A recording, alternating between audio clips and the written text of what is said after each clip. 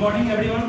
हम लोग कल तक जो ग्राफ पर काम किए थे उन सारे ग्राफ्स को आप लोग अच्छे से रिमाइंड रखिएगा। आज हम लोग आगे बढ़ेंगे उसके नेक्स्ट टॉपिक पर और इस चैप्टर को अंतिम स्टेज पर पहुंचाने का काम करेंगे। सबसे पहले कि ऑपरेशंस ऑन फंक्शंस, सभी टॉपिक बनाइए। ऑपरेशंस ऑन फंक्शन,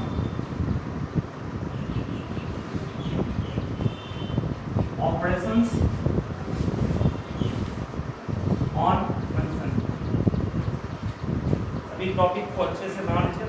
उसके बाद हम शुरू करते हैं। बोलिए आपको रियल फंक्शन में पढ़ाया था क्या होता है? What is real function? Real function उस फंक्शन को कहते हैं जिसका डोमेन भी रियल नंबर हो और कोडोमेन भी क्या हो, रियल। सबसे पहले आप ध्यानपूर्वक समझिएगा। Let me sum of two real function, sum of two real function, दो रियल फंक्शन का सम।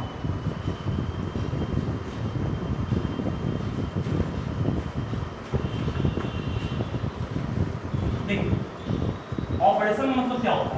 ऑपरेशन मतलब प्लस होता है, माइनस, गुना, भाग, किसी को कहते हैं ऑपरेशन। मैथ में ऑपरेशन का मतलब ये चार नहीं बल्कि इससे भी आगे मिलता है। पढ़ाई का आपको शायद फ्रंट में तैयार आपको नहीं होगा, नहीं पता। प्लस माइनस गुना भाग के अलावा एचसीएफ, एलसीएम, पावर, ये सब लॉग, ये सब भी एक तरह का क्या है, ऑपरेशन। मतलब कोई भी दो नंबर को आप आपस में रिलेट कर रहे हैं, जोड़ रहे हैं मतलब क्या, दोनों के बीच एक रिलेशन स्थापित किए हैं। प्लस के रूप में, माइनस के रूप में, गुना के रूप में, भाग के रूप में, एचसीएफ के रूप में, एलसीएम के रूप में, वो सारा एक ऑपरेशन कहलाता है। फर्स्ट ऑपरेशन की बात कर रहे हैं, सम ऑफ टू रियल फंक्शन। मान लीजिए आपके पास एक फंक्शन है f,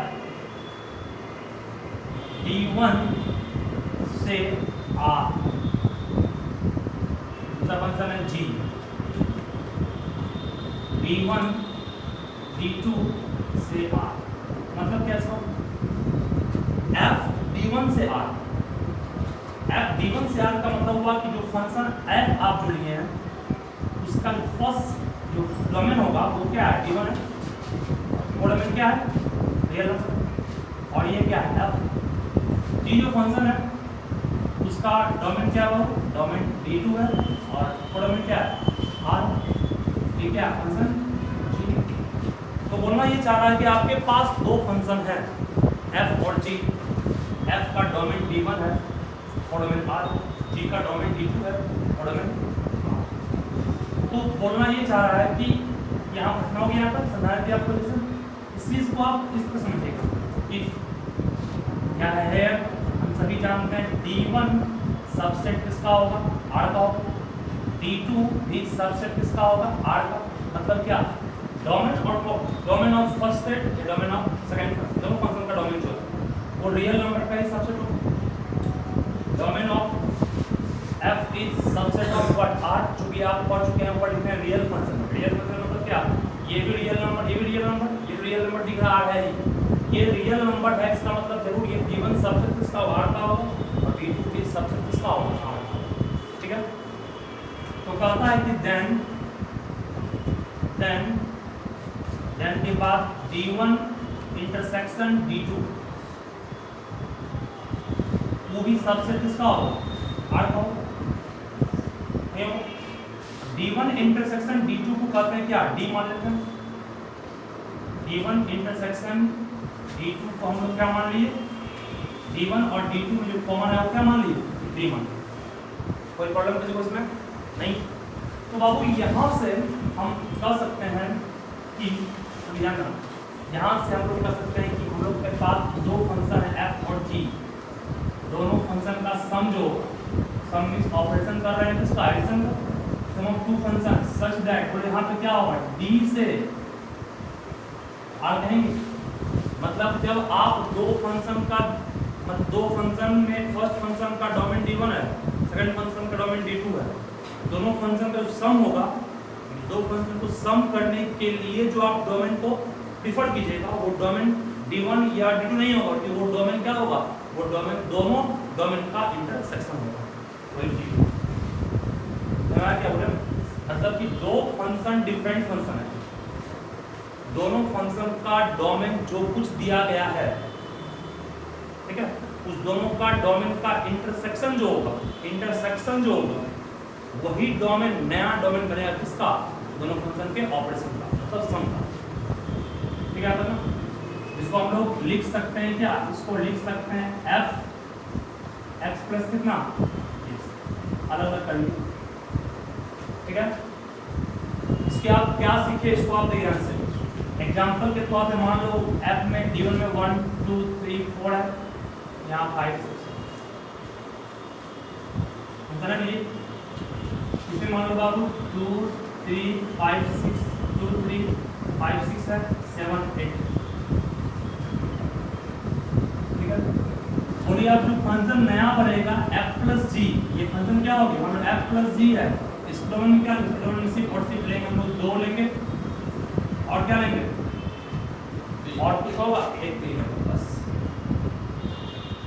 f प्लस जी जो फंक्शन लेंगे उसका डोमेन इस दोनों फंक्शन के डोमेन का जो इंटरसेक्शन होगा वो, ठीक है। एग्जाम में आ गया कि अगर दो फंक्शन आपके पास दिया गया है, दोनों फंक्शन का डोमेन दिया गया है, दोनों का सम जो होगा उसका डोमेन क्या होगा, दोनों फंक्शन का इंटरसेक्शन का जो होगा, इंटरसेक्शन के दोनों में कॉमन पार्ट,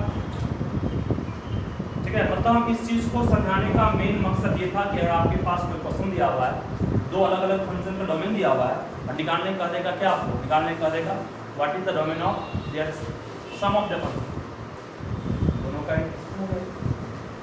मान लीजिए सवाल और है, मान लो कि एक f फंक्शन दिया हुआ है n से r, g एक फंक्शन है वो दिया हुआ है z से r, ठीक है। बोलिए f प्लस g का डोमेन क्या होगा, बोल सकते हो, n और z में कॉमन क्या आएगा, n आएगा, n से क्या कहेंगे, ठीक है। हर natural number, every natural number must be integer, इसका मतलब हर एक नेचुरल नंबर इंटीजर है, नेचुरल नंबर और इंटीजर कॉमन क्या है ना, ठीक है। इस चीज को ही मैं ध्यान था अच्छे से, और ये बात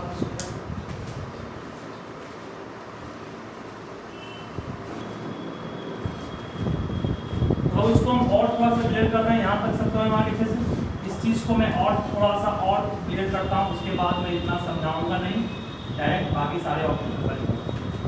जब आपके पास एक फंक्शन है जिसका डोमेन f का डोमेन d1 है और डोमेन r है, g का डोमेन d2 है और डोमेन r है, तो बाबू ये जान लो कि f प्लस g जो होगा उसका डोमेन क्या होगा, डोमेन होगा d1 इंटरसेक्शन d2 से कहाँ तक, r, सच दैट इसी को कहोगे f plus gx equal to कितना, fx plus gx for all x belonging to what, d1 intersection d2, जहां पर आप d1 intersection d2 को क्या माने थे, समझ गया ना, इस तरह अच्छे से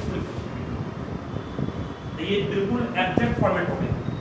दो फंक्शन अगर आपके पास दिया हुआ इस तरह से, दोनों फंक्शन के सम का डोमेन दोनों का इंटरसेक्शन होगा, वो डोमेन r हो जाएगा, r में नहीं, r वही रहेगा, f प्लस g, अब f प्लस g फंक्शन है, इसका x का x लिख दिए, अलग अलग कर सकते हैं f प्लस gx, और ये डिफाइन किसके लिए, ऑल x के लिए, और all x which is common both given and d2, इसको पूरे कर दिया माने, ठीक है।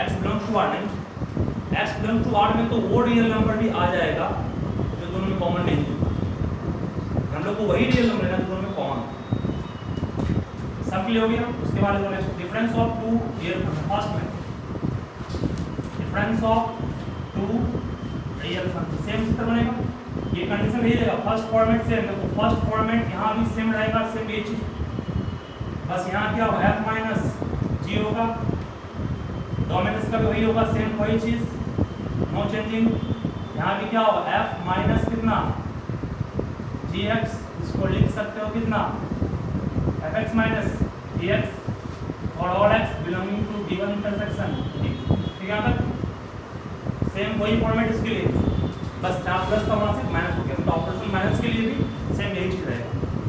दो एलिमेंट्स फटाफट लिखिए पास में इसको।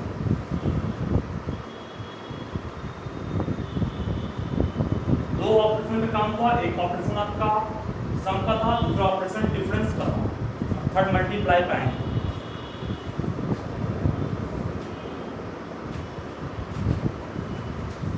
हो गया यहाँ तक क्लियर है?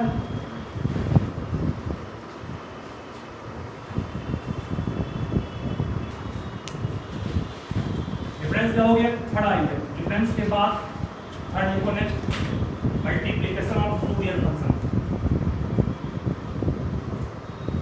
Multiplication of two real function में कंडीशन तो सेम रहेगा, f1 f और g का कंडीशन सेम बाबू, ध्यान देना। इसके बाद f और g का कंडीशन बिल्कुल सेम है। इसके बाद ध्यान देना सभी क्या बोलना चाहिए, मल्टीप्लिकेशन मतलब f इंटू g है ना, इसका भी डोमेन दोनों का क्या होगा इंटरसेक्शन में, लेकिन फॉर्मेट क्या होगा r होगा, such that f into G X को लिख सकते हैं क्या हम लोग, लिख सकते हैं एफ एक्स इंटू कितना g x for all x belonging to d1 intersection what, same वही कैसे आप है ना तीनों को।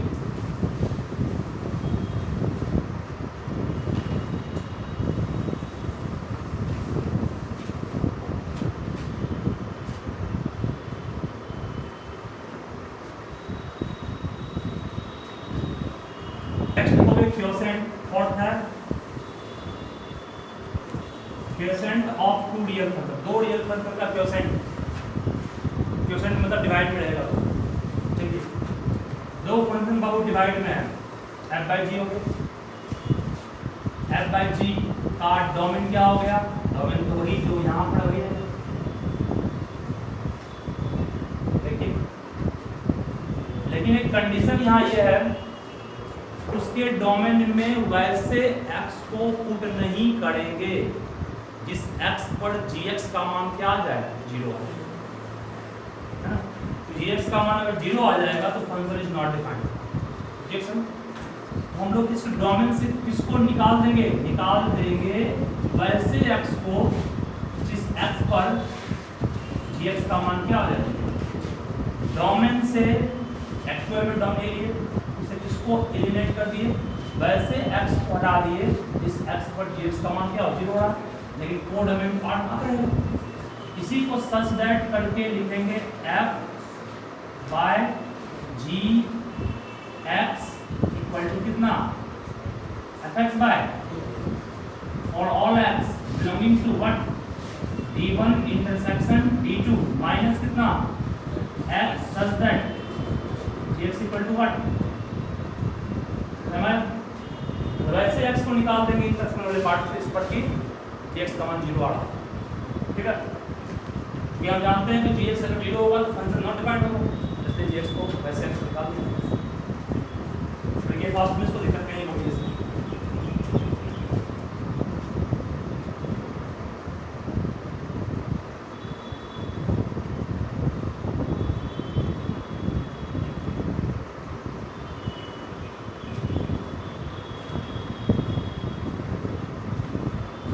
हो गया बेटा, इसको ये कंडीशन सबके लिए सेम रहेगा, ऊपर लिखा हुआ है। तो नेक्स्ट पांचवा है रेसिप्रोकल ऑफ ए फंक्शन।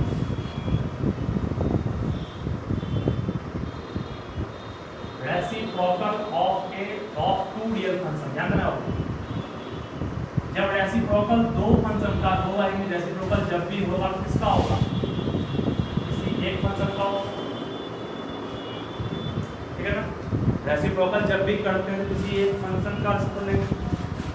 मान लीजिए आपके पास एक फंक्शन है, डोमेन क्या है इसका, d1 d मान लीजिए, और डोमेन क्या r, तो ये आप 1/f को ही इसका क्या कहेंगे, रेसिप्रोकल कहेंगे।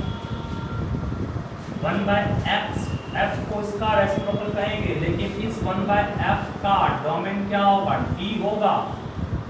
उस d में किसको निकालना है, वैसा x को निकाल देना है इस x पर fx का मान क्या आ रहा हो, 0।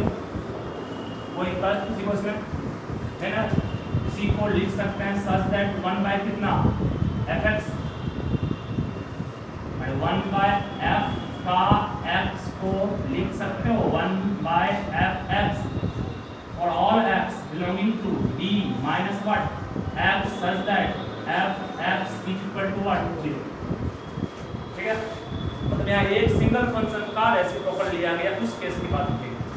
ठीक है, बस बचना यहाँ था कि नीचे में 0 नहीं होगा, नीचे में 0 होगा तो फंक्शन नॉट डिफाइंड करा जाएगा। इसीलिए हम लोग उससे बचने के लिए ऐसे x को निकाल दिए d से, इस x पर fx का मान क्या रखा,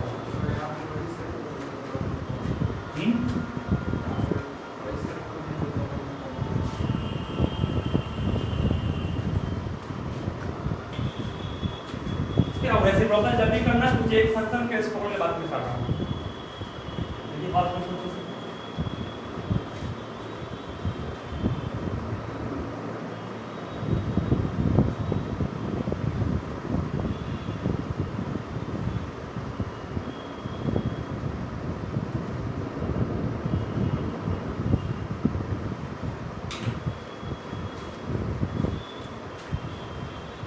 हो गया ना क्लियर? चलिए लास्ट है, हम लास्ट टॉपिक होगा वो फास्ट में सभी, scalar multiplication of a real function. Scalar multiplication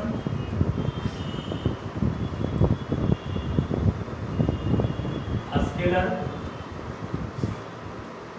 multiplication of a real function.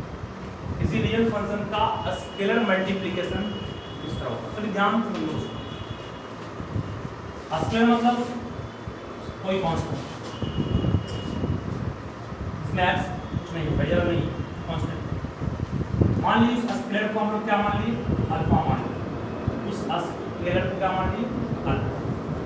अभी आप f इंटू जी करें, f इंटू जी तो डिफरेंट फंक्शन का प्रोडक्ट होता है, हमको f में गुना किसी वेरिएबल वाले फंक्शन नहीं करना बल्कि एक कांस्टेंट से करना है। अल्फा इंटू एफ, एफ में आप गुना किससे किए, एक कांस्टेंट फंक्शन से। एफ का डोमेन डी मान लेते हैं, डोमेन आर है, सच दैट आप इसको लिख सकते हैं अल्फा कितना एफ एक्स, कहाँ से कहाँ, सच दैट डी से आर। यहाँ पर x और all x belong to D से करेंगे, कोई कहने सब कुछ सेम रहेगा, कुछ चेंज यहाँ नहीं होगा, सिर्फ आप कांस्टेंट 2 से गुना करते हैं। मान लीजिए कि आपके पास दिया हुआ fx equal to by the way ++1 और निकालने का ये 2fx, बस इसका आंसर क्या हो गया 2 इंटू ++1 कितना,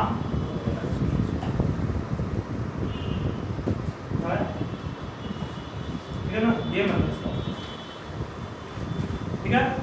स्केलर मतलब उसके बाहर से गुना किया गया, अंदर मतलब x को डिस्टर्ब नहीं किया, पूरे फंक्शन में से 2 गुना कर, ठीक है। इसी का क्या स्केलर वे हम लोग कर सकते हैं जहां पर अल्फा क्या है, alpha is somewhat constant, alpha constant यहां पर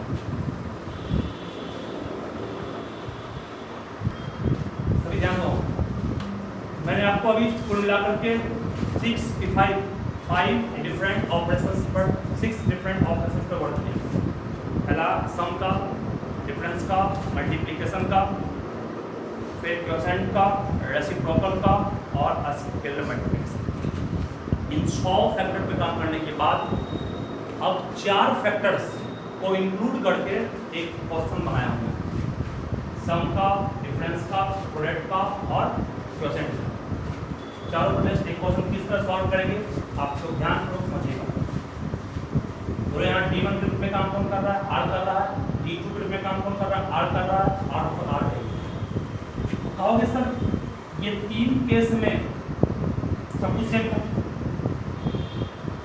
यहाँ भी D1 इंटरसेक्शन D2 था, यहाँ भी D1 इंटरसेक्शन D2 था, यहाँ भी D1 इंटरसेक्शन D2 ही था।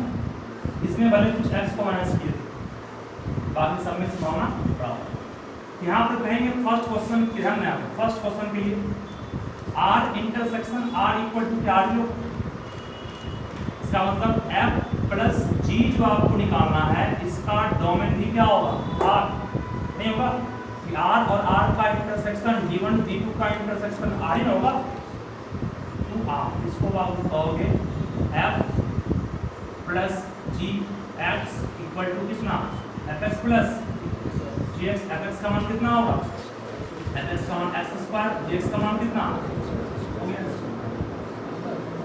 ठीक है। इसका डोमेन कितना हो गया, इसका मतलब कहोगे सर कि domain of what F plus G, F plus G का डोमेन F नहीं F प्लस G का डोमेन R ही होगा, और कोडोमेन आ रहा है, codomain of F plus G है नो चेंज। समझाया, हमने इसी को बता दिया, अब इसको आपको लिखना घर में वीडियो देख करके बस समझना है आपको। फर्स्ट केस कही किए, सेकंड केस रहेगा ऊपर देखिए माइनस होगा, यहाँ भी क्या होगा माइनस होगा, यहाँ भी क्या होगा माइनस, यहाँ भी क्या रहेगा माइनस, सही है, और यहाँ भी क्या होगा माइनस, यहाँ भी क्या होगा, बाकी सब कुछ सेम रहेगा।